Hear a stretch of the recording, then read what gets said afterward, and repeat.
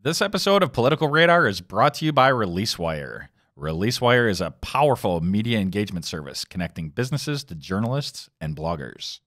If you need to get the word out about your business, ReleaseWire is an effective and affordable way to reach journalists and bloggers who are truly interested.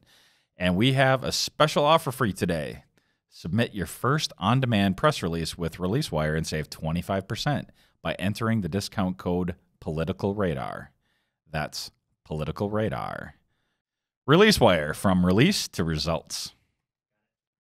Admiral, radar shows that we have liberals approaching at 3 o'clock, and libertarians at 9 o'clock, and conservatives at 6 o'clock. They're coming from every angle, every viewpoint. Oh, it's Political Radar with your hosts, Rhonda and Elliott.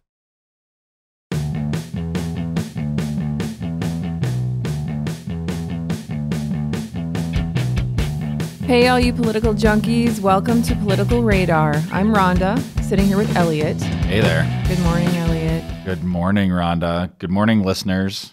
It's almost not morning right now, and it's probably not morning when they're listening.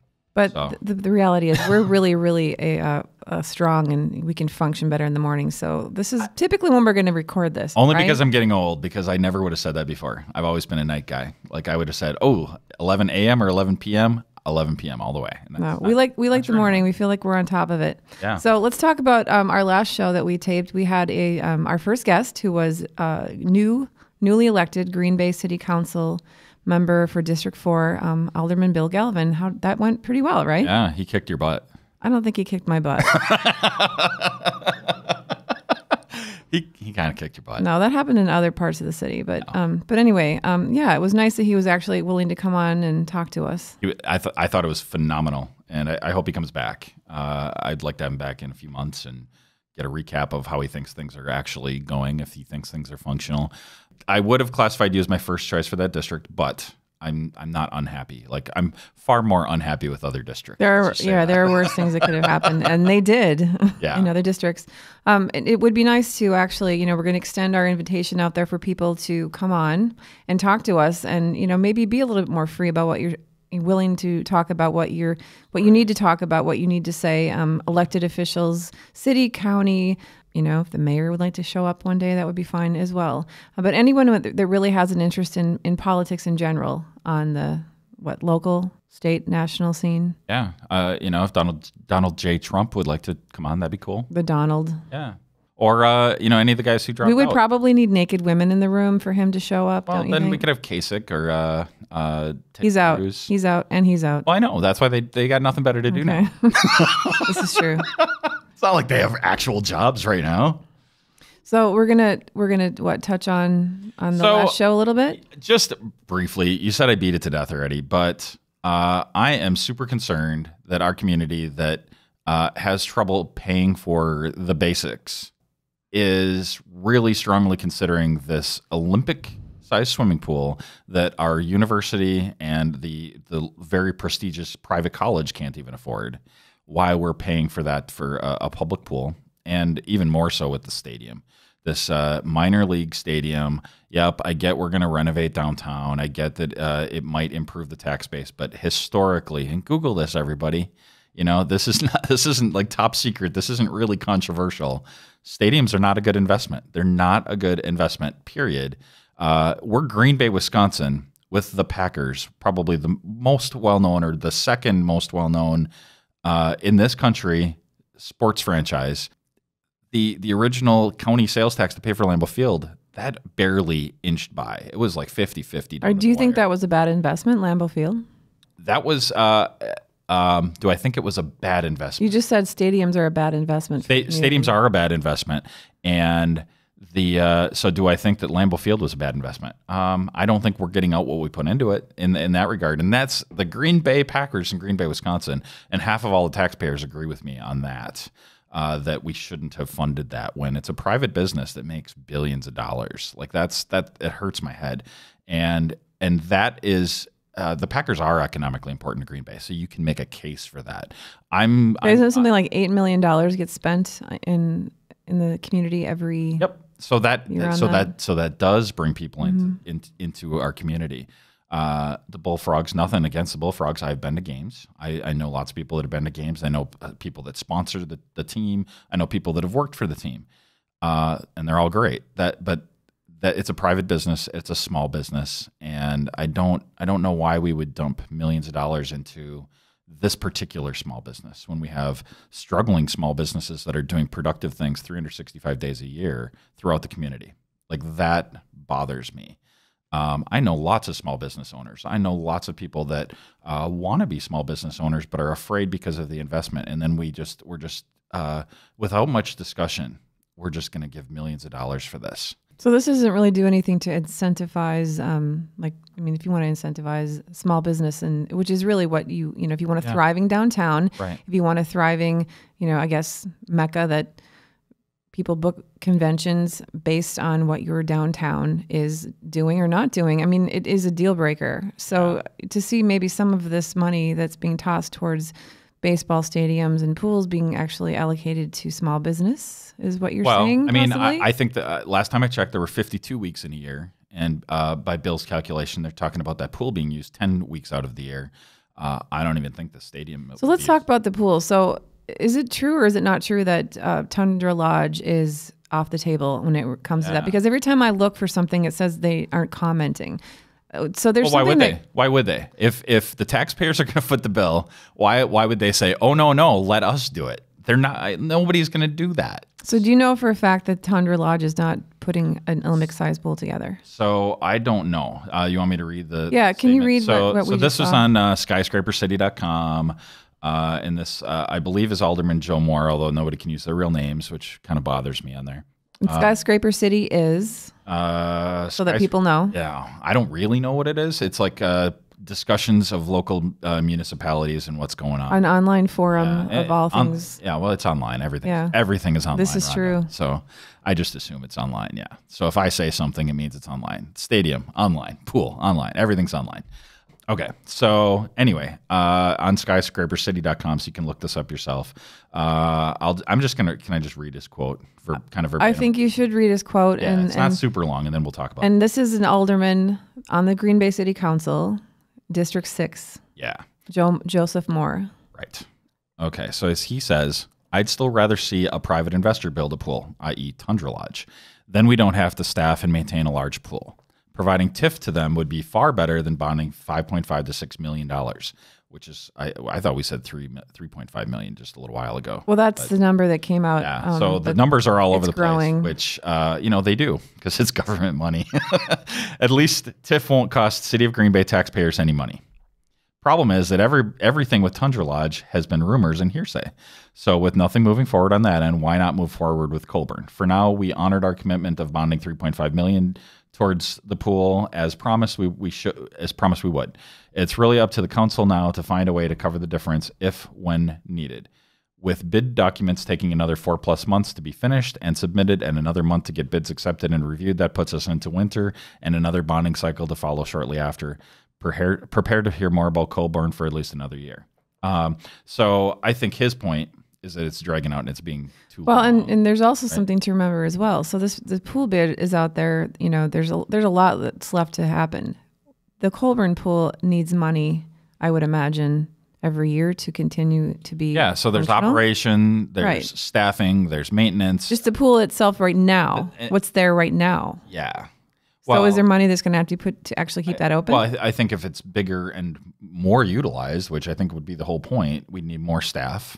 We'd certainly need at least the same amount of maintenance, probably more, because it's a larger facility, I guess. I guess I'm not clear. My question right now is the pool open right now? I don't even have any idea. Because which is very telling. And honestly, I'm not sure either. I think the point is it's none of the pools are open for the season yet because but I mean, would it be? Is it going to be open this year? I actually don't know the answer to that. My assumption was that it was already closed, for this season at least. Well, yeah, right. But are they going to reopen it as just the old Colburn pool while they're still? Because there's no way it's going to be ready. Right. Even if they approve all of this, it's not going to be ready. It won't even be ready for next year, probably. So, I don't know. I don't know the answer to that. Which, and I live right down the street from there. And if I don't know, I feel like it's to a point, it's sort of underutilized. But to me, the point of public pools is for kids, and we have the Fisk pool and the Joanne's pool, and they're not even pools; they're water parks, and they're for kids, and that's what we need. I don't know why we would invest really almost any public funds into an Olympic swimming pool. We don't have Olympic swimmers in Green Bay, and if we did, they would need far more than the 10 weeks out of the year that this is going to be utilized. So I like, sincerely, I'm not. This isn't like just a political. You can go one way or the other. I don't see how anyone can even see how this is a good investment at all. I don't think we need an Olympic-sized swimming pool. Period. Have you talked to your alderman about it? No. And your alderman would be Guy Zima? I try not to talk to him. But and honestly, I've been busy. And this is the other thing. So the people that need to be interested in this stuff, I get it. We're all busy. I'm busy. So I mean, this is my opportunity to talk about it. So that's what I'm doing. Well, and I think we've definitely talked about it at length. So I hope it dies. I would like to see the money spent on the sewers, the lead pipes. I hope it dies. The roads, and if there's money left over, cut my taxes. That'd be cool. See, I think it's one of those things where I compare it to the person that's invited the 3,500,000 people to their wedding. Right? They're already coming. Right. People are supporting it. There are definitely people supporting you. They want you to get married. The plans are in place. You've already booked the honeymoon. So I can't imagine that the wedding isn't going to happen. Yeah. So we need to figure out a way to make that wedding not happen. So maybe we can, hook the groom and the bride up with some, some other people. Well, a mistress by the name of Tundra Lodge could come into play, and they could actually sweep them away. I mean, it's very possible. It's entirely possible. They've never said we are not building a pool. So anyway, can we move on from the pool? Absolutely. Can we talk about something else? Yeah. So you want to talk about the presidential election? Oh, do I? Okay, go. You got 30 seconds. Okay. What a hot mess that is. I believe, regardless of where you are in the party system or not in the party system, it's a disaster. Unless, I'm sure if you're a Trump supporter, you're probably very happy. And there are obviously many people out there supporting him. I personally do not understand that. Are there really, though? Well, obviously there are. He's winning. No, but he didn't win Wisconsin. Well, so, yeah. So I mean, he's like, winning. But do you actually like? I don't think I actually know anyone who's an actual. I mean, now they're gonna maybe say they were, but I don't think I know anybody who's an actual Trump supporter. I do. He was actually someone that interestingly enough, supported me.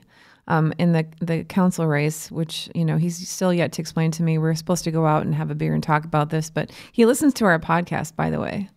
So you know what? A lot of people do. Yeah. Uh-huh. You're going to find that out. Thank you for that. Yeah. Well. But there are people out there. Maybe you have to watch the F words a little bit. Sorry, it's a problem.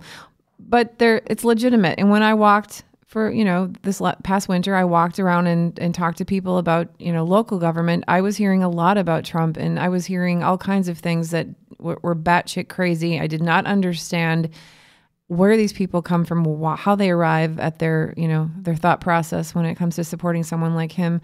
But I think what it is they're feeling a certain way. They're frustrated. And I not think only a lot that, of us are. Well, then that's fine. But you do also need logic to be involved in this. And so what I think has happened, and what I think is brilliant in the Trump campaign, is that they've actually managed to reach the most, ill-informed. I don't want to say uneducated, but the people that really have never in their entire lives paid attention to government ever. But now all of a sudden they have this interest. They don't know anything about policy. They don't know anything about legislation, but they're just pissed off, and that's their ticket to democracy. But wouldn't you agree that you got to start somewhere? Could you start when you're not Well, I mean, but people are motivated by either the fear of loss or the hope of gain, right? And so if politics is too confusing, too complicated, and they're like, I don't think I'm going to gain or lose regardless of my involvement. And now they're saying like, okay, this guy's going to fight for me to not lose, or he's going to fight for me. But why all of a sudden do you think your vote matters when, for the last 20 years you didn't think that was the case? Why now do they feel that their vote matters? Why are they motivated? Oh, I actually am affected by politics. All of a sudden you feel that way because you're angry? So I've talked to a lot of people who are relatively disengaged over the years. I don't miss an election. I live for that. I'm like you. We're bizarre, right? And regular people, it's hard for me to relate to them. It's hard for me to understand even when they explain it to me. But they'd rather watch American Idol. They would rather do anything. And we're all busy. Like I said, I'm too busy to follow up on some of these things that I say are really important. But we all have other important things in our life, and I don't know how you make those things a priority without appealing to people emotionally. Well, when you're watching American Idol, right, and then a missile comes flying through your living room because your president, Donald Trump, pissed off the wrong person because he's, off the rails, has no actual, he does not accept the fact that you probably can't talk to leaders of other countries the way he does to other people in our country. You can't be insulting them. You can't, he has this ticket, right? And he just feels that he can just say whatever he wants. And people glorify that. But guess what? Be careful what you wish for, because that right there is going to get you're going to get something you never wanted to happen to you. Because what did he say? Something about ISIS. He's basically threatening them, correct? Yeah. Do you think he's just full of shit, or do you think do you believe that he's going to? Okay, I think he's not as bad. I think he's not as bad as we all fear. But I think that. And why do you think that? That's a pretty hefty claim. Yeah, because I think he is a savvy entertainer. I think he's a relatively savvy business person.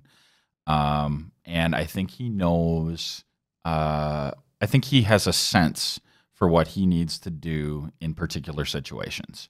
And right now, the situation is different than it's going to be in 6 months, or if he gets elected, right?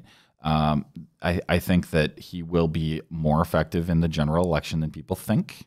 I think he's still going to lose. And, but even if he Why do you think he's going to lose? You're saying some pretty... I think Hillary's going to beat him. You do? I think she'll mop the floor with him because he has. I think he doesn't realize the effectiveness of actual negative campaigning. I think he, because he only made it through the primary, and that's usually a cakewalk in terms of the negative campaigning because they're all supposed to kiss and make up afterwards, right? I don't think he's ready for that. Hillary's been through it. And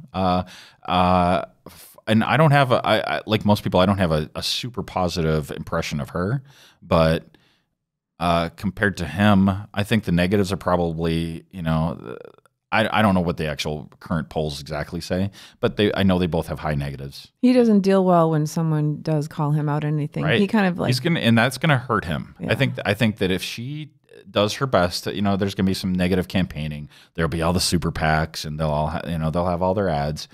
I think those are going to be really effective against him, and she can take the high road as much as possible, and just and not strike back too much. I think that's going to do well. So you believe that there's no way Bernie will win. Oh no, he will not be the nominee. No, he's done. See, here's what you got to do. You got to look at the delegates and the super delegates. Because Bernie Sanders... Was that your segue? Yep.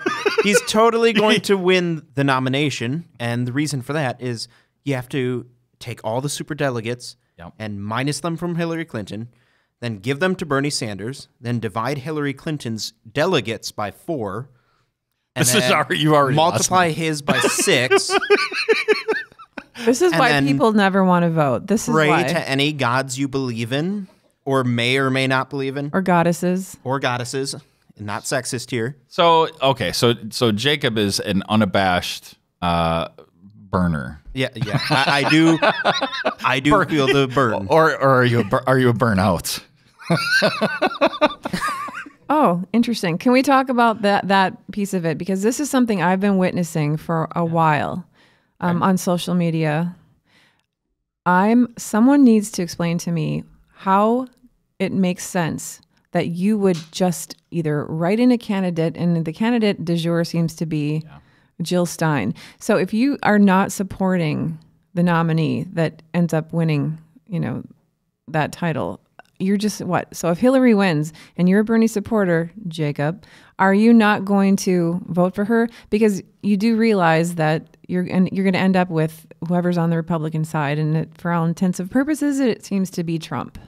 Well, I think some of the Bernie supporters, though, liked him just because he was an outsider. And I think that some of them, not most of them, I mean a small percentage, but I think some of them will go to Trump. Why isn't he running as independent? He's been independent for years. This is what I don't understand. Because you can't get elected. The same reason that Ron Paul had to run as a Republican, because they're like, the system is rigged for the debates. There's no way to get debates with a third party because we don't have an official debate mechanism. We don't have an official way and that gets to having public financing of elections or whatever, right? There's all these things that we can potentially do to fix it, but the current system is geared for the very strong two parties that we have. If Bernie Sanders runs as an independent, Donald Trump will win. Right. And that's the thing. He doesn't want that. So that's why he would and ultimately I think that was part of the calculation from the start, because if he would have done that from the start,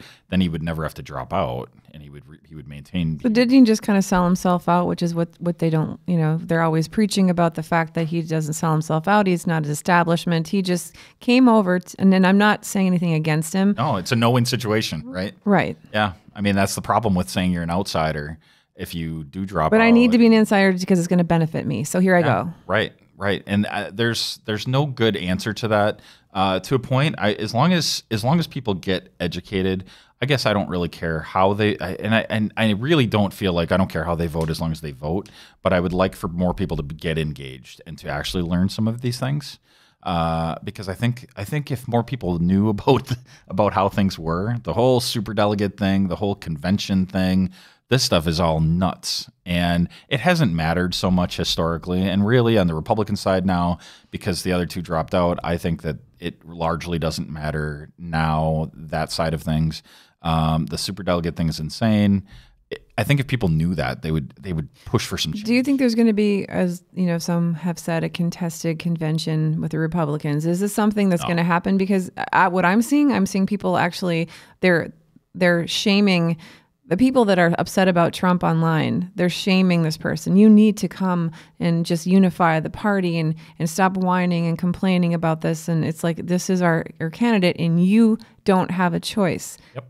Well, how do you not have a choice? Well, who wouldn't have a choice? The person, okay, basically. People at the convention? No, the people that are actually out there that are not happy that Donald Trump is more than likely going to be their nominee. And they have people out there that are actually shaming them and saying, stop doing this. You need to unify the party, and basically that you don't have a choice. Well, how do you not have a choice? So for the presidential election, and even better than a write-in candidate would be lunacy. It would be idiotic. But on our ballot every time, there are libertarian candidates, there are Green Party candidates, and you can say, well, those are stupid. But by showing support and voting against the two parties, there is something to be said for that. That makes someone feel good, but that doesn't do anything. No, it increases the number. So ultimately, if we want to have change, we need to increase the stature of some of these third parties. So we should celebrate the write-in candidate? Is that what you're saying? No, the opposite. Write-in candidates are stupid. The third party. The other parties. Because the reason that they can't be in the debates is because of the last election, they only got X number of votes. So that's how it always works. So you feel like if they were part of the debates, it would make an entirely different thing happen? If we had a Libertarian and a Green Party candidate at every convention, or at every one of the final debates, I do think that would matter a lot. I think that would be huge. And it'll never happen because there's the major networks, and yes, I understand there's some online investment now too, Facebook and Google, and they get involved, but it's the same two parties, and that stuff is never going to change if nobody changes it. So you realize you're talking kind of there's a little bit of Bernie coming out of that. Feel the burn, Elliott. Feel it. So I money, politics. I mean, is that where you're going? So the big banks. Yeah. Come on, Elliott. The big banks. Okay. You know what? I think most people actually agree with some of those sentiments. I don't think that, well, I know we don't all agree on the solutions to that. I understand why people are all enthusiastic about that. They're like, yeah, the banks got bailed out and I'm losing my house. The banks got bailed out, I'm losing my job. The banks got bailed out and my company went out of business. I'm laid off. Yeah, that's not cool. If I were Hillary Clinton right now, which I promise I'm not. Prove it. Oh, wrong show. Wrong show. Sorry. Do I have to go and show off my birth certificate now? I don't know if I understand what you're saying. If I were Hillary, you're right. I heard what you said. I just don't understand. He's just there for comic relief. I would pay no attention to the producer. Okay. I would be begging Bernie Sanders to be my vice president. Well, so that is part of the calculation, right? So what Hillary needs to balance is how many votes am I legitimately going to lose to Trump if I don't take Bernie or some stupid write-in campaign, right? How many people am I going to piss off so much that I'm not gonna get that same number of back from the other side potentially by getting someone more centrist as a yeah, she's gonna go with a Republican light. I think so. Mm-hmm. Yeah, that's what she's gonna do. Yeah, I don't know who that would be specifically. I don't have a name, but can we think about some of those people? You might. I think you probably have some at the top of your head there. I don't know who would be a good running mate for her at this point. That would be a Democrat, but that's very moderate. Yeah. Like half of them, but like who? I don't know who would be who stands out as a good name. Schumer. He'd be good. Yeah. I mean, he's got name recognition. Right. I mean, if he's up for the job, Chuck Schumer. I think he'd be strong.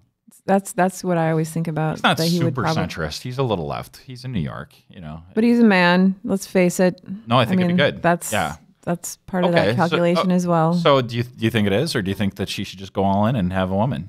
I think that would be suicide. Really? Yeah. Really? Yeah. If you think you may just maybe pull someone away from Trump, you think how many people do you think double women? But how many people do you think actually vote that way? I know some, but I mean, like realistically, give me a number. I can tell you, I experienced it full force. What about Elizabeth Warren? No. Well, for that reason, though, right? Solid no. Yeah. Well, okay. I mean, all right. That's interesting. I'm personally up for Joe Biden round 2. Well, I don't think he is. I think if he wanted to run, he would have been running for the big job, right? No, he's not. He would have. Yeah, no, he would never. And I don't even think there's a lot of love there anyway. And you know, there's enough ego where they're going to take that into consideration. Right. Yeah, you need somebody that's going to say yes a lot. Right. Yeah, so that would be the danger with a Bernie. That'd be the danger with Elizabeth Warren. You know, they don't agree on everything. So, I think that somebody that's really a little too far left, I think she definitely is not going to want. It's going to be interesting. I don't know who on the other side either. I mean, is it going to be with Trump? Yeah, is it going to be Crazy Lady? Who's Crazy Lady? Palin. No. See, you have to say which crazy lady, because Carly's pretty out there too. Carly already, he won't even ask her. She's out. She was irrelevant. Yeah. That was a token. Yeah, I don't know. That was stupid. Yeah. Someone said Marco Rubio. I was reading that today on Twitter that they thought actually Marco Rubio would actually say yes. Entertain it. Yeah. I think he'd say yes. Yeah. Well, and then, and the whole Hispanic, let's get the gratuitous he'd say yes. diversity involved. And then, and he can help explain that message a little better because. Well, and don't you think that because nobody's going to put up a fucking wall? There isn't going to be a wall. Even if, and to a point, I almost wish we'd have a wall because then we could stop talking about the wall. Maybe like people want to do about the swimming pool and about the stadium. There will be no wall. But I don't think there will be a wall. I don't see how that can happen. It's too, just the physics of it is just, it's ridiculous. But could you actually literally have a Hispanic running mate and talk about building a wall? Could you do that? I don't know. Simultaneously? I don't know. I don't think you could. Well, we'll see. So you think he's going to back down completely now from the wall? Trump, you think he's going to back down? That might be part of the deal. Then? Hey, I'll be your running mate and help you with the you can't say the word wall again. Population. But let's maybe not talk about the wall for the people. I mean, it's not. There needs to be some, consensus there on why are we doing this? Right. So I could see that. How about Ben Carson? Oh, wait, I just fell asleep. Right. Okay, I'm back. I mean, he's the most Trump-like, and he would. How is he Trump-like? He's in a coma. But like policy-wise, they're both nuts. They're very buddy-buddy. Yeah, but and one of them needs. Yeah, he needs a bunch of downers. The other one needs a whole bunch of uppers. Right. Maybe we could get Starbucks to sponsor Ben Carson as vice president. I'm not impressed with him at all. I think he's going to go for some sort of the demographic that's missing. He knows he needs to rally. So it's going to be either a Hispanic or I don't know. Would it be a woman? What about is it Nikki? Is Nikki Haley? Nikki Haley. What about her? Yeah, that's a good candidate, right? Like I think a lot of people were surprised she didn't run. Well, but the field was so crowded. But has she come out and said she wouldn't support him? Because there's been a few people that have actually said they've actually said it publicly. Yeah, I don't think so. Okay. Yeah, but it's politics. Things change. This is true. Yeah, money talks. I mean, money talks a lot. I mean, sometimes people that were on supposed opposite sides of, Walmart's being put into place. Sometimes, they have a show together. I do have I just got warm and fuzzy. I do have a question for you guys. Walmart doesn't make anybody warm and fuzzy. This is true. Yes. While we are producer. On the discussion of potential vice presidents. Uh-oh. Here comes the crazy. Here's the crazy one. All right, and I need both of your opinions on this. Scott Walker. No. Who? Yeah, that's what Trump would say. Yeah, he's out. But in a world where it happened. In a world where it happened, what? What would be your thought on that? It'd be fine. Whatever. I mean, vice president, I guess, goes into the calculation for people that vote sometimes, but not for me. Like Joe Biden didn't convince me one way or the other about Obama, and who was the other guy? It'll never happen. Yeah. His ratings are so low. Yeah. I mean, what's his name? No, I'm just kidding. So Paul Ryan was the VP guy last time, right? Maybe that helps in Wisconsin a little bit.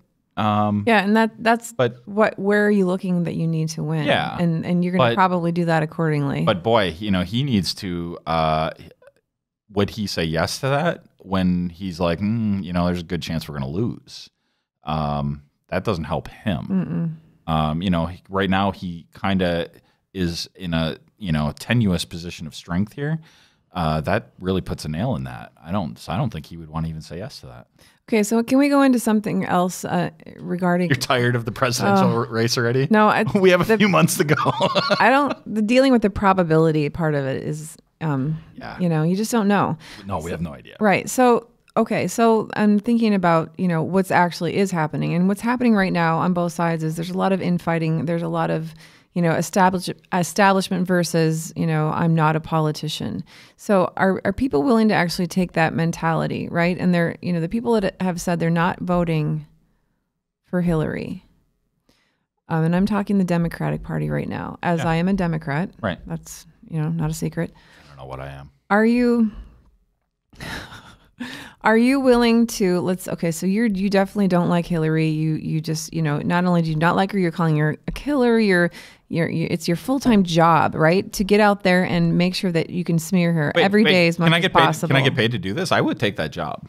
Okay, no, these are people on social media who are citizens who are, okay, everyday citizens that are going to go and vote or not, apparently. Right. So are you going to take the mentality that you're using? Are you going to actually go and is it going to trickle down to, let's just say, I don't know, Russ Feingold, who has not come out and endorsed either candidate, right? Are you pissed off that he actually isn't endorsing Bernie? So are you going to, because of that, are you not going to vote for him? Hold that against him. Right. How far are you willing to go with this revolution that you feel you're a part of? And I'd like to know how people feel about that. Well, sorry, Jacob, but the revolution with young people largely does not happen. It just doesn't. And we can all moan about that, but we now that I'm old, we're not really doing anything about that. We're not, doing anything substantive to help turn out. And I don't know if that's where you're going with this, but no, I'm not. Where I'm going with this is, are you, are people going to switch their support? No, a lot of those people aren't going to vote. No, I agree with that. But I had someone I witnessed not that long ago who actually was so upset that Planned Parenthood endorsed Hillary, and yet this person is a Democrat, right? It would be like my life's job to make sure that Planned Parenthood never has any positive words from my mouth again. It's like, are you fucking serious? You just said that? Oh. Because everything that you believe in, right? Right. And why you're a Democrat, and I'm not talking about you, but in general, right. You just basically denounced, an organization that helps women and children and families and men as well for years, and is like a very important part of a lot of people's lives that you supposedly care about. Well, and it's also an important part of the party platform. Right. I mean, it literally is. So all of a sudden, now you're denouncing all of these things because it's not... Right. In your ideal format. How far are people willing to go, Jacob? Why are you asking me all of a sudden? Are you there? Because you feel the burn. No, and I'm asking you as a person that's pretty hardcore. I personally will vote for the candidate that is, I will do anything I can to make sure Donald Trump doesn't get in there. And I will be voting for either one. That's how I feel about it. Okay. But as a person who's a Bernie supporter, are you one of those? Are you a reasonable Bernie supporter? Are you like balls in where you're like, this is it, Bernie or bust? Are you that person? I think when it will come down to Donald Trump and Hillary or other option, I think I'm going to have to vote for Hillary Clinton. It's going to kill me to do so because I can't stand her, but I think she's the lesser of two evils. It's kind of pick your poison. Right. And I think the death will be a lot less painful with her. Who do you feel better is equipped to deal with ISIS, Hillary or Bernie? Well, Hillary Clinton does have the experience, with foreign policy. Okay. So I guess her. That's your answer. But ISIS isn't the only issue in the country. No, but I didn't say that. I just wanted to know what you felt specifically on that, because there's a lot of conversation on the Democratic side about corporations suck and they are the evil empire, and to some degree there's some truth to that as well. It's hard for me though, as I basically get booked on jobs. I make a living off of working off of corporate money. I mean, that's the truth. Right. For advertising, I go to jobs and help them with their advertising. They employ me. So there's nothing particularly moral or immoral about corporations. The issue is the corporate welfare. It's the corporate welfare, but I think they've taken it to another degree, though. It's like, it's just they're rallying that corporations are horrible, but the reality is they're doing it, and it's always interesting to me. They're doing it on Facebook. Okay, you're taking this platform that is a corporation, yeah, and you're using it to denounce corporations. And you do it every day, and you don't. I mean, right. There's I have a hard time with that. So you know what, and that brought to mind, and I don't really know what this was all about, but Wendy. Coriel? I don't know how to say her last name. I screw up everybody's last names. I don't know if you noticed. So she mentioned something on Facebook. Really relieved that I guess you weren't working for me. I don't know what perception she had of what was going on. But I am not a fan of big corporations. In the type of business that I was in, which was providing internet access when there was none. My competition became the corporate welfare queens, AT&T and Time Warner. They get money from our tax dollars to, supposedly roll out high-speed internet access, phone service, all sorts of things, and they get monopoly privileges for a lot of that. And really you have no choices then. You know, you go to get high-speed internet access, you have very, very limited choices, whether wireless or wired. And so I don't know of anybody in Green Bay that, unless they are a CEO of, I don't know, one of the 2 or 3 major companies we have here, I don't know of anybody here, anybody on either party that is all in on big corporations. I think we all believe that they get a sweetheart deal. And I don't know what you do about that. Bernie would probably say burn them to the ground, or tax them at 90%, which is ludicrous because we tax them at 35% now, and they keep their money overseas. You know, I don't know that anybody has any solutions, but other than how about we don't give them any more money? I don't know. I don't know if that's anything to do with what you're saying, but that jogged my memory about what she was saying. And I think she agrees with me on that. And so I was really confused about Who is she? Wendy. Wendy, yeah. Okay. So I didn't really understand that whole exchange. I think there was maybe some misconception there. There might have been a misconception about my point of the post in general. Oh, absolutely. Yeah. Yeah. I think there was some of that. Yeah. It's hard for me. I just feel like people don't connect the dots in their life to, you have this because of the fact that we do have corporations out there. Well, thank you for saying that. No, I do believe that. I am living proof of that. I can feed my child because of that. Right. But at the same time, I do believe there's boundaries, there's limits, they are overstepping those, and we need to reel that in. Who's the candidate that's going to do that? Not Trump. But they can only overstep if politicians allow that to happen. So, I mean, ultimately, we supposedly have checks and balances on a federal basis. We supposedly have some oversight on a state basis, but continually we see things kind of slip through the cracks where businesses are getting sweetheart deals that shouldn't. Stadiums are getting funded. So corporate donations is what you're referring to? I mean, all the way around. I mean, it becomes sort of a self-fulfilling thing, right? And I don't know that there's a solution to that. I don't think that AT&T shouldn't be allowed to give money to campaigns. I think that actually the restrictions on corporations are donating money directly are already pretty strict. So why do they have to, though? I mean, why can't democracy just play out? Why do they need money? Why do they need money? Why do candidates need money? Okay, yeah. Well, I know. I mean, so your point would be, but so much money. Yeah. Because I think if you just, nobody's saying we're going to take your profits, right? Yeah. Okay. How about you don't use your profits to buy elections? So, I mean, honestly, I'm super torn on this because I think it's gotten out of control and I don't have a fix for it. But I do believe that if I want to talk about a candidate, I should be able to do that. And that's a slippery slope. If that's the whole super PAC thing, right?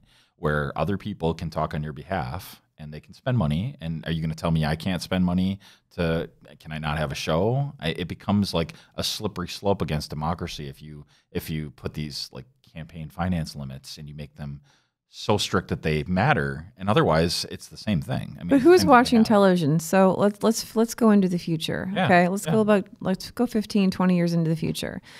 People watching I don't actually have TV service. I really don't. I don't even have it cooked up. I don't watch television. No. I feel like there's nothing on at all. I watch the Sunday morning talk shows. But who's watching the ads? The people that they spend all this money on ad programming and advertising, and I mean, I've worked, and I guess I've worked on some of it, but it's just like, who's watching that? And are they going to be watching that in 20 years? Someone like you, Jacob. No, Jacob, are you going to be watching TV? I don't watch TV now. Right. But a lot of the money goes online. So, I mean, and you do see things online. You see pre-rolls from YouTube clip, you see Facebook ads. So that advertising does get to you. And I think this election cycle is going to be unprecedented in that. So you think there's still some, there's money being spent for television, for sure. That's because politicians are always behind the curve, whereas most money in other walks of life has moved away from traditional media and moved to, money's moved away from radio because it's not as effective as podcasts. Mm-hmm. And, you can take that to newspapers, to, online blogs, whatever, right? The money has shifted mostly online because of time shifting and because of convenience and all sorts of things, right? Cost. Politicians don't know that. And so they're like, well, this worked last time. And so they're slow to change. Why is it okay though? Why is it okay for people to actually receive money from these, so basically what should we do? Be creative. Well, but that's not an answer though. Have a message, be creative, actually do some work. Yeah, but same thing that you do locally. But how do you get that message out though? How about you do it basically like you would do locally? You have a grassroots effort. You have supporters. You have a great message, and the message is so good that you're actually able to attract people to support you. Those people want to take that message and run. How did they ever do it before all this money was in politics? Well, so largely that's what happened with Obama, right? I mean, largely that was more grassroots than before. Right. Once you get to the presidential level, though, there's so much on the line with so many interest groups that they're going to pump money into it. Which is bullshit because... And what do you do about that? But this hasn't happened... What do you actually do? The same thing we did 30, 40 years ago. I mean, it's not like this isn't, politics, presidential campaigns have been going for years. Yep. What did they do prior to this? It's complete money cesspool is what that is. Well, the problem is it works. So the way you get rid of the money is by making the money not work, I guess. And I don't know how you exactly do that. I think that things moving online has already... You're asking people to do things that they're not going to do, though. Well, I think you're asking people to do things they're not going to do. No, I'm asking people to do things because they shouldn't be allowed to do them. Right, and no political party is going to step up and make that actually happen. So it's lazy, right? So this is what it is. No, it's not just that. No, you're lazy. So you get a lot more traction from being able to put money into a candidate, and this person, and this goes back to But I think that they're going to raise a bunch of money, and it's not going to matter. So I think that some of these things will self-correct a little bit. I think that a lot of the money is going to come out because TV isn't effective, and other things are cheaper. So advertising online is going to be cheaper per impression, right? So you're going to get more effective, more targeted ads, and it'll cost less. So I think some of this stuff will correct itself a little bit, but I think if you actually corrected the superdelegate situation, you would actually have politicians who they have to work a lot harder and smarter, and they don't rely on a lot of what they're spending money on. So those are intra-party issues. So superdelegates, that's a manifestation of Democrats making their own rules and Republicans make their own rules, and they sort of semi-fashion it after our electoral college, which itself is kind of stupid. And I think I don't think that that's an eye raiser. Is that? I mean, the electoral college is stupid. Mm-hmm. I mean, as much as it makes me feel kind of civic pride for my town that all of the political candidates feel the need to come to Green Bay, Wisconsin to campaign, there's something kind of wrong about that. We're a pretty small town, so the fact that if you sway a few hundred people in Green Bay, that is going to matter on a national scale, that's sort of scary. Like I don't think that that's right. And like literally, like we're a switch. Mm-hmm. That's not right. And so anyway, so these. So you'd rather be irrelevant? Well, I would rather not be more relevant than everybody else. I like it. It feels great, but it's not right. And I would rather be. I would rather do the right thing than. So what do you think the right thing is? What do you think should be done? Count up the votes. Mm-hmm. Popular vote, right? Period. Mm-hmm. I really, and yep, I get it. That means more Democrats get elected. I think that self-corrects too. So do you believe that's the reason why this is the way it is? I think that's part of it. Also manipulating the actual outcome. I also think that if we change the way things are done drastically enough like that, it helps third parties. And I think that both parties have a vested interest in that not happening. And the problem is those are our elected officials. They're in the two parties. I don't know how to fix that. So so I'm kind of going back to Trump. So they're going to have this convention. Why? If this is already all out there. Well, why do they ever have it? I mean, but what is the point? I mean, and how much does that cost exactly? Well, so to a point, like that's the Republican Party, the Democratic Party. They're paying their own way on that. It's like a big pep rally. I mean, so I don't. They're not paying their own way. Well, I mean, you could say that about anybody, right? Nobody actually pays their own way. Their customers pay, right? So the the campaign donators, the Republican Party donators. They are paying for the party, the literal party. Well, I had someone ask me, why should I care about the convention? Why would I? Because they televise it and they have it online. Why would I? I have no idea. It's just a bunch of speeches. It's just rousing your base, right? This is what it's rousing for. your base. Yeah. And I usually try to watch both of them. And there's just so many, it's so self-congratulatory. I mean, it's sort of good because it sort of to a point, it's supposed to be like a coming together. It's like, what we're hoping for at City Hall, like, can we just kind of get along and get past some of our differences and look at what we can do together, right? I'd love to see how that's going to play it on the Republican side. Yeah. Well, that will be one convention I will watch. I will actually go to someone's house to watch that on TV. I want to see that. Well, I don't want my TV broke, so you're not coming to my house. Oh no, that's a make some popcorn kind of moment. Yeah, but I think you might throw something. I don't know. I might throw something. It's going to. But no, the awkward, uncomfortable. Or maybe we all can't stand Donald Trump, but we're going to pretend like we are okay with him. I can't wait to see that play out. But if they can make that convincing, that could be a huge night. So that's what they're doing right now, is that they're probably doing that very thing. Right. They're in a room together, probably rocking in the fetal position. Right. They're like, all right, we got these two to drop out. You need to behave. Yep. And this is how we're going to make that work.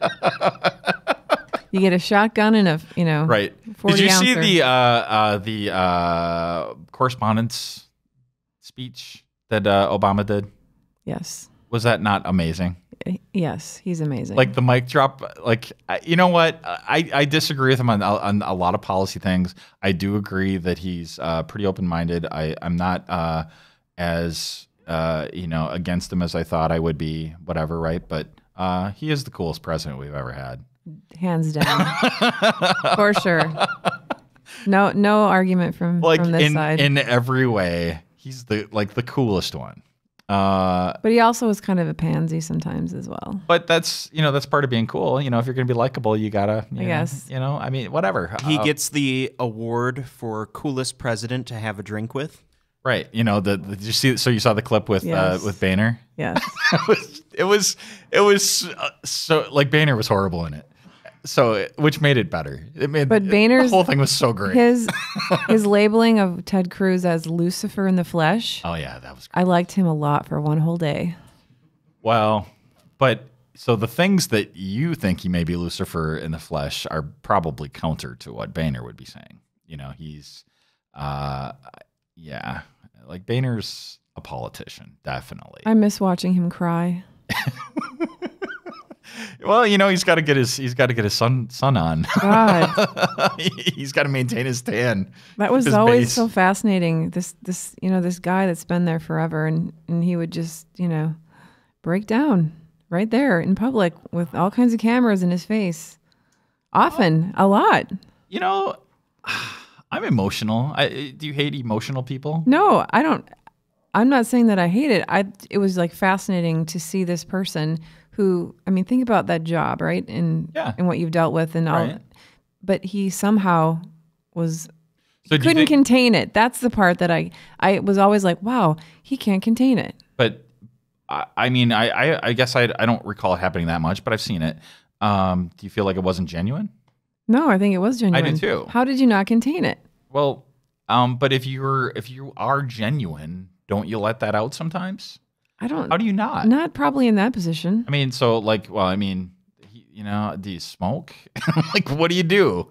How do you get that out? Because I don't know how. For me, if there's something that bothers me enough, or that I feel, if I feel like this is just a disaster, or I would be emotional about that. Okay. But it's not like you're seeing this happen. It's like, oh, hey, out of how many people are in Congress? Yeah, but I think most of them don't care. I think okay, but that's a lot of people that don't care and aren't moved, and then there's just one dude that's always crying. Well, it's just interesting. I think there are other criers in the Congress. He just happened to be the most prominent and the most tan. And there's so many reasons why that stood out. Okay, and we have modern media now where those things get airtime. Before, if there was somebody emotional, it wouldn't make it onto the big 3 news, the big 4 news, whatever. You never see any of the women doing that. I don't think we would have seen anybody doing that prior. Yeah, I think women in Congress, I think that because they're trying to overcome so much, I think they're holding it in more. They're probably overcompensating. Well, and like if Hillary would cry, that'd be a disaster for her. Okay, and this is my point now. Yeah. Is that you do not see that happening. If you did. No, that's one of those double standard things. Yeah, completely. For sure. He can cry a river and he's amazing and he's so sensitive. Yeah. Oh my God. Like that's the point that I wouldn't go that far. I'm not saying he's amazing. I think that there's something genuine there. But he was celebrated. You're not saying he's amazing, but the people I know. The public. There probably were people that celebrated. Oh, yeah, they did celebrate. But if a woman did it, she would be chastised for it. I think in general, he is like, that's why I think it's genuine, but I'm not super sure because he is able to be so political so much. Mm-hmm. So I don't know. I mean, to me, it's case by case. It's certainly not male, female. Maybe he was chemically altered. Well, could be. That's the rumor. Really? He was on something like. No, I think he likes the drink. Oh well, yeah. No, I think that's a known. Okay. So you think he was like maybe a little? Really? I don't know. I have no idea. I'm just trying to explain why this man would cry. Well, if he had more than 2 beers, he definitely should resign. Because that's what's expected of everyone. If they have 2 drinks or more, they should resign immediately. No question. There it is. I was leading you there. They should fall on their sword because they had 2 drinks. Oh. You can take that and run with that. And now we're gonna break for commercial. Cut his mic. Okay, what else we have on our list? We got 4.5 minutes left. Let's talk about the guy that made the comment at the dinner. Or roast, however you want to call it. What's his name? Larry Wilmore. Yeah. I thought he was great. Let's make sure that people understand what he said. Do we have his quote somewhere? Well, it was long. I mean, the part though that pissed people off or didn't piss people off, or people were not happy with. Well, he said my tone didn't fit the room, so he sort of even backtracked on his own. So, what was it? At the conclusion, he said, "Yo, Barry, you did it, my N-word," which is all I'm allowed to say. Right? You did it. So he dropped some N-bombs throughout his situation, and so I think I'm not exactly sure what else was the problem, but like this is are we not allowed to have fun anymore? I guess that's the big thing. Because he's a comedian, right? Mm-hmm. Did we think he was not going to go up there? Isn't he have fun and be a little? I don't know. Sharp edged. Like I don't understand. Like probably not in that room. That's a really contentious word, though. But isn't that the whole point of that thing? Is to like, hey, we're meeting here. Especially this one. This is the last one. He probably should have said my brother. That's a word though that I don't know. There are people that's a cringe-worthy word, no matter where you go. Well, okay. I mean, I'm very white. Can you spell it so people know the word we're saying in case they didn't see the dinner or they didn't read the coverage? I think people know the word. I mean, are you sure? Are we allowed to spell it? And there are people that maybe don't know what he said. Yeah, the N-word. I think the N-word. I think everybody listening knows what the N-word is. If you don't, then ask your mom. Ask your mom. She will explain it to you. So why it's racially. It's the word itself, though. That's the problem. And is that the whole thing? Of course it is. Because I think people were on him about the whole, like the totality of what he was doing. I don't think it was just that he dropped some N-words. I think if he wouldn't have dropped the N-word, it would have been fine. Yeah, I mean that's very quotable, right? Mm-hmm. Yeah, I think people need to get over that. I think they're just words. I think the fact that because sometimes we might add some colorful adverbs here and there. That could be said about Donald Trump, though, as well, right? You could say that about him. That he uses too many colorful adverbs. Mm-hmm. So we have to tag the show, and other podcasts have to be tagged explicit because occasionally we might, we don't want to bleep out words. We want people to be able to express themselves. I think that it's just a word. And eventually people have to get over that. So my son was in Spanish class at Southwest High School, and he had a big problem with the Spanish teacher referring to the class as gringos because that's a white version of that same word. And it's like, well, do we have a problem with these words or not? Or do we only have a problem with these words for certain groups? And if we only have a problem with these words for certain groups, how do we get past things? Well, schools are different, though. You have a lot of parents who have their own ideas of what they want their kids exposed to. But then a teacher shouldn't be using that word. Right. Yeah. I mean, that was his point. And he kind of got in some trouble over it, and it was weird. Well, and that word could go in many directions and no, not really. No, I mean, if you have a racially, if you have a word that refers to someone's racial makeup, and it's I don't know how you can have a positive version of that unless you're just being explicit and you're saying Caucasian, unless you're just using the literal term. And who are these word police when they decide this word is horrible and from today on, right? This word is, anytime you use it, you're a horrible person. Except sometimes you're not. Right. but there's always a majority of people that get that feeling about it's a word. Right. Like it's with my daughter asking me, Mom, why is the F word bad? What is bad about it? Now, of course, I don't say it in front of her, but what? And I really don't have an answer. I don't either. It's just that's one of the 7 words you're not allowed to say, except I say it all the time. So I don't know, and it bothers me. We have kids that are about the same age, and I have these same discussions. I'm like, I don't know, but your grandma, but don't say it. But your grandma will be very unhappy with me if you say it. So don't say any of those things. Like there's no real reason. So now he saves it and only says it in front of grandma. I'm sure. I like that plan. So anything else about that? I don't know. I don't really know what to say about that. I feel like the guy's a comedian. He came in. He did what he was asked to do. I think people get a little uptight about things that don't matter. And he only meant it in fun. So maybe it was his expectation of what was going to happen. I feel like are we not allowed to have fun anymore? Well, yeah, but can I not make a joke? Yeah, but look at the room he was in. It doesn't matter. Like if you make a joke and you're there to tell jokes, you should be able to tell whatever joke you want. Well, but there's also, don't get it. Over the last how many years people have been racist and, have in regards to our president. And there's been a lot of controversy on that as well. So, I mean, till you show up and you go there, I don't know. I don't know. Our commander-in-chief, our top dog, our executive director of the country, he's a black guy. Mm-hmm. Can we be done with that now? Or can't we? I was done with that before it started. So. Well, I was too. But apparently we're not done with that. And who gets to decide? I don't know. I think I should get to decide. We're done with it. And that's how it ended. Because Elliott was done with it. So, thank you for listening to Political Radar. You should go to iTunes. You should go to Google Play and anywhere else that you can find it. I think we're going to be on TuneIn if we're not already. I didn't double check that myself. You should go to politicalradar.com/3. That's episode 3, politicalradar.com/3. Thank you for listening. Bye. Peace out. If you enjoyed this episode of Political Radar, please share it with your friends on Facebook and Twitter. Even better, submit a show review to iTunes or Stitcher. To listen to other episodes of Political Radar, please visit politicalradar.com/episodes. To support our podcast, please visit our sponsors who make the show possible. You can do this by visiting politicalradar.com/sponsors.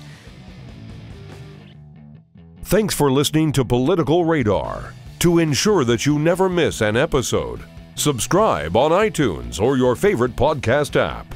To stay up to date, visit politicalradar.com or connect with us on Facebook or Twitter.